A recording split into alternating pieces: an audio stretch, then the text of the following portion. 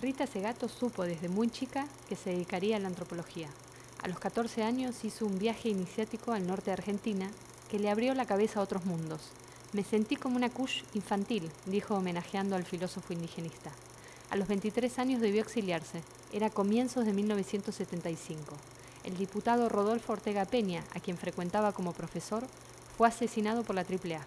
Segato vio una señal de la tragedia que se avecinaba. Hija de una feminista intensamente racista, cree que la raza es el punto ciego del discurso latinoamericano sobre la otredad.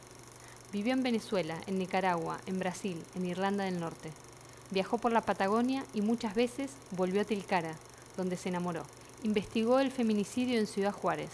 Es coautora del primer proyecto de ley de cupos para estudiantes negros e indígenas en las universidades de Brasil, donde hoy reside.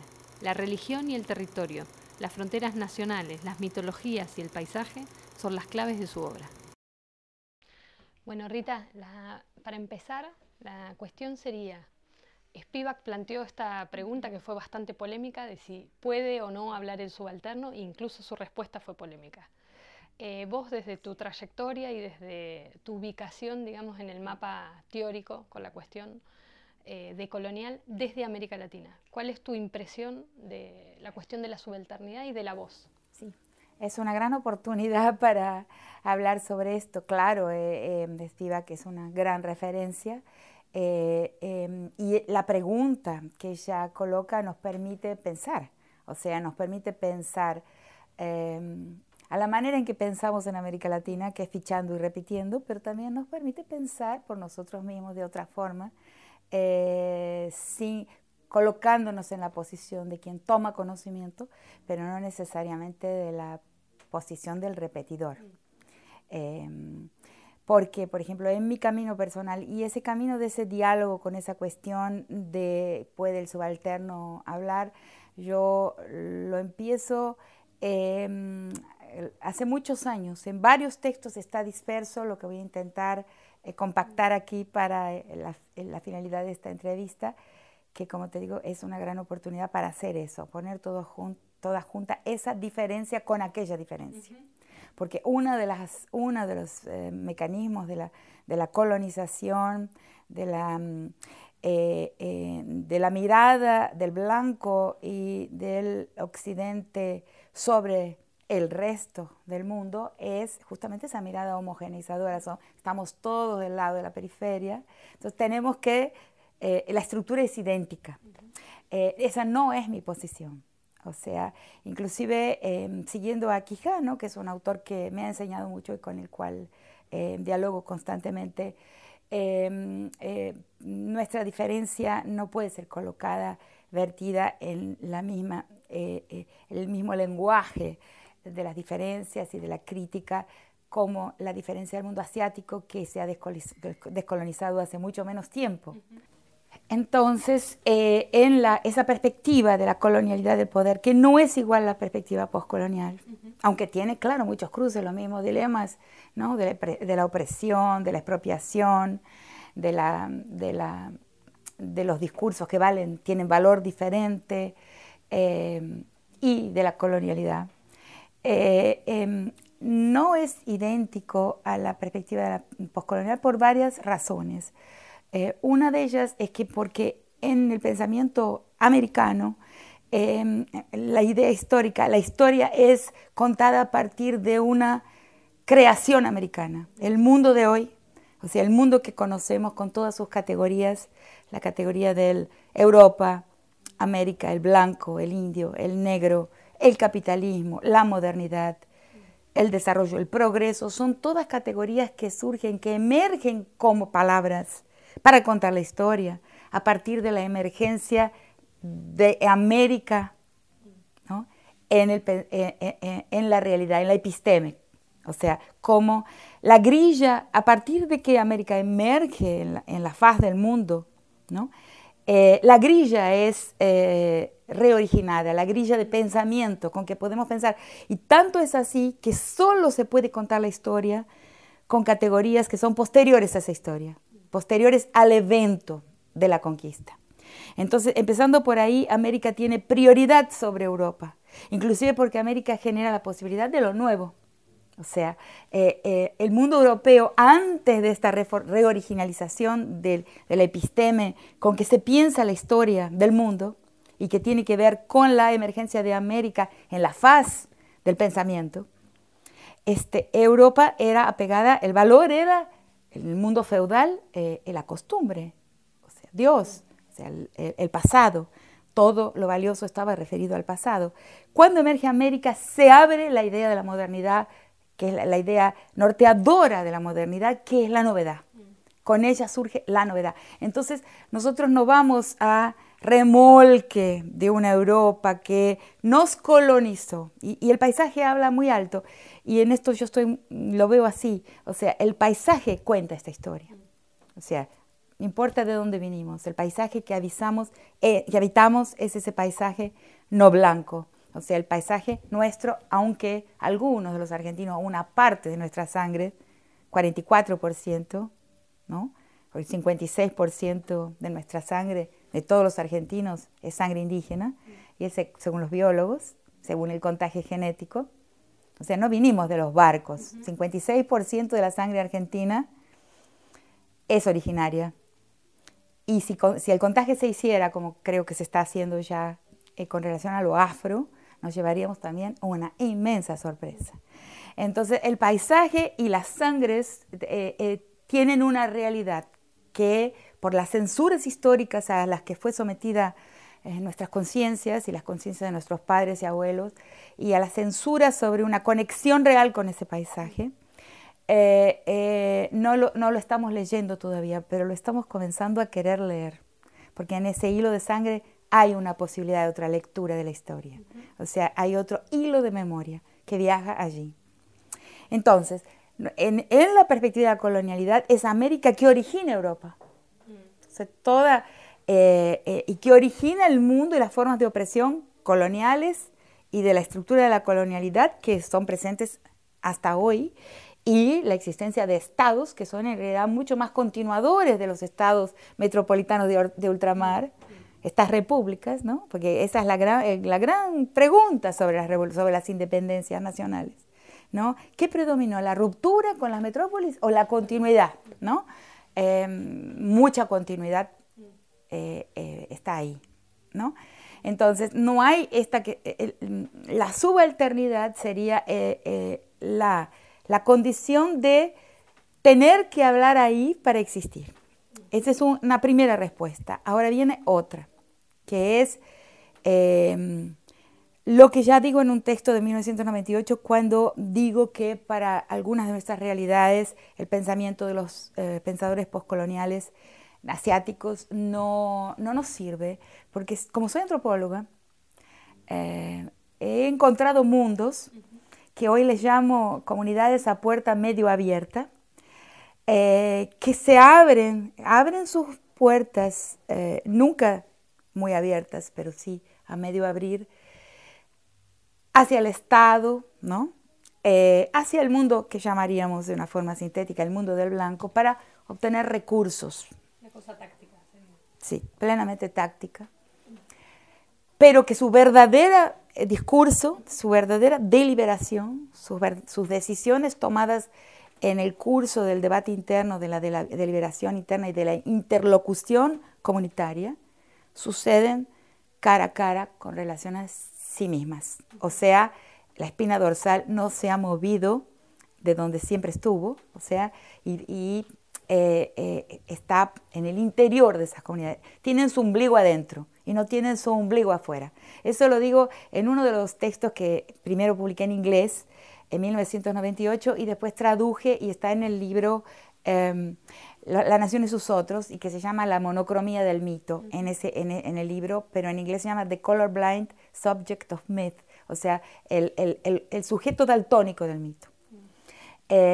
Y ahí digo esto, o sea, me he encontrado con diversas comunidades que hablan entre sí, o sea, que tienen una deliberación interna, o sea, cuyo interlocutor preferencial está dentro de la comunidad y no está en el mundo del blanco. Entonces ahí no funcionaría la categoría de subalternidad. Y no, ¿por qué no? ¿Por qué no? Porque hablan, o sea, ahí hay un discurso y tenemos que respetarlas porque esas comunidades, esos pueblos que tienen básicamente una organización comunitaria y han tenido un pensamiento estratégico, político, de tanta inteligencia que pudieron sobrevivir a lo largo de 500 años y en las condiciones más terribles de masacre, de opresión, de miseria, de maltrato, hay que respetar y hay que pensar que han tomado decisiones internas. Inclusive han decidido, por ejemplo, en algunos casos, siglos de clandestinidad. Los Huarpes, los Quilmes, los Diaguitas, los Tupinambá en Brasil, diversos pueblos que han decidido una clandestinidad a un larguísimo plazo. Si a nosotros nos pareció larga una clandestinidad de 10 años, imagínate una clandestinidad de 200, donde te salen y te muestran, por ejemplo, una cédula de la corona española, de la corona colonial, donde se les otorgaba tierra y por justamente haber deliberado y entendido que el Estado de la República era más peligroso todavía que la administración colonial de ultramar, han ocultado esos derechos como una forma de autopreservación. Si eso no es hablar y hablar internamente y deliberar y decidir al interior de los pueblos y las comunidades, ¿qué es hablar?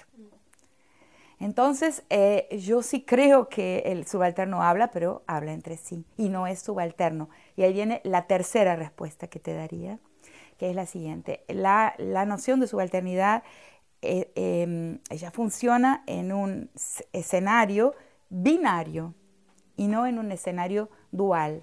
Esto lo consigo formular y lo encuentro en las palabras después de observar durante 10 años la presencia estatal en lo que llamo el mundo aldea, o sea, el mundo de las comunidades indígenas, y cómo esa presencia, ese frente en constante expansión en el Brasil, donde es un gran laboratorio, donde hay, por ejemplo, 90 pueblos todavía no contactados. O sea, no es que no tienen un contacto mediante intermediación con otros pueblos indígenas, pero son pueblos que se llaman no contactados porque no están integrados al mundo del blanco, al Brasil.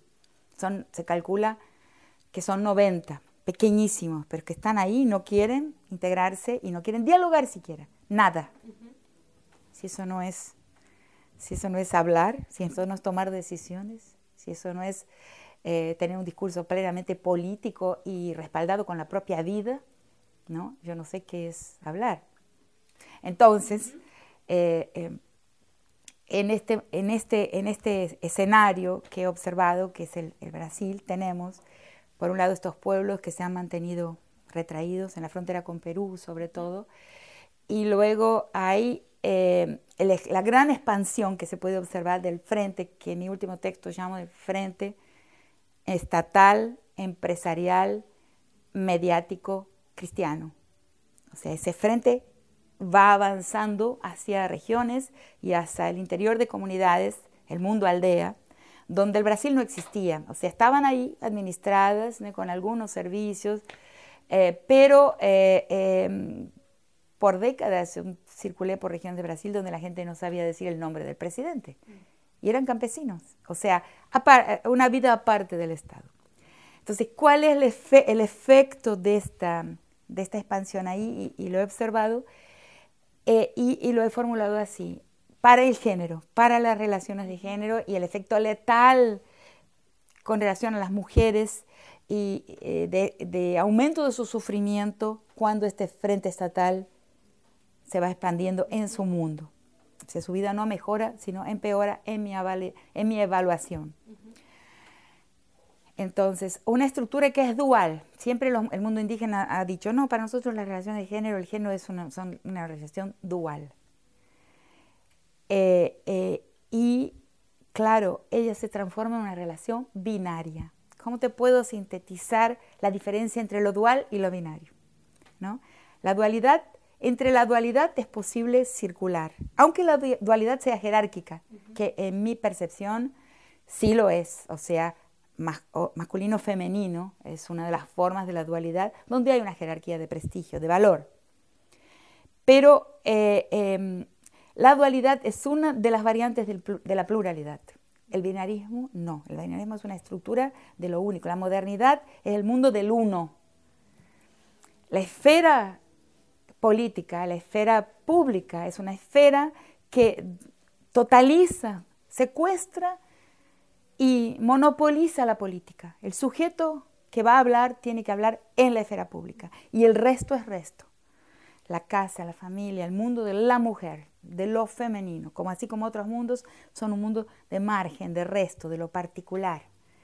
Pero cuando la mujer, el militante LGBTT, el deficiente, el negro, en fin, los otros, los que hacen parte de ese gran resto de la esfera de pública, que es la esfera creada a imagen y semejanza del hombre, blanco, hombre, blanco, letrado, propietario y heterosexual, en el sentido no de que sea heterosexual en sus prácticas sexuales, pero sí heterosexual en el sentido de que tiene que figurar como padre de familia, o sea, hay en ese sentido heterosexual.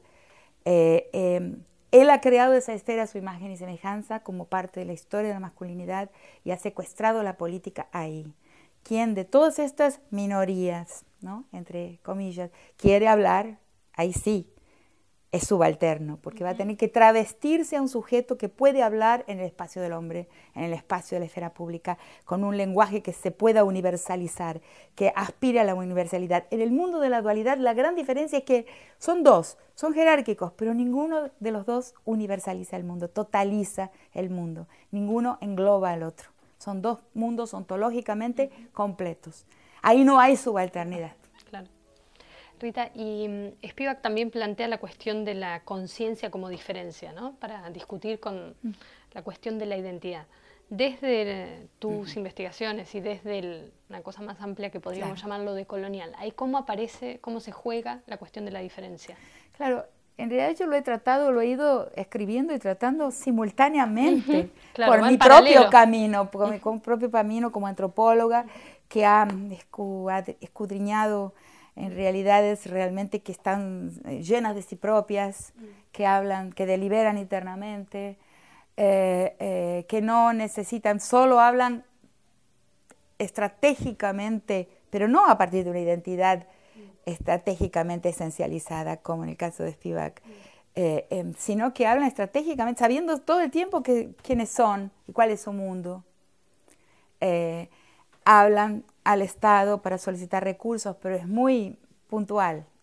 Con el avance de la modernidad, eso se va perdiendo. A medida que la modernidad se instala, esa modernidad siempre colonial, esa colonial modernidad, eso se va perdiendo.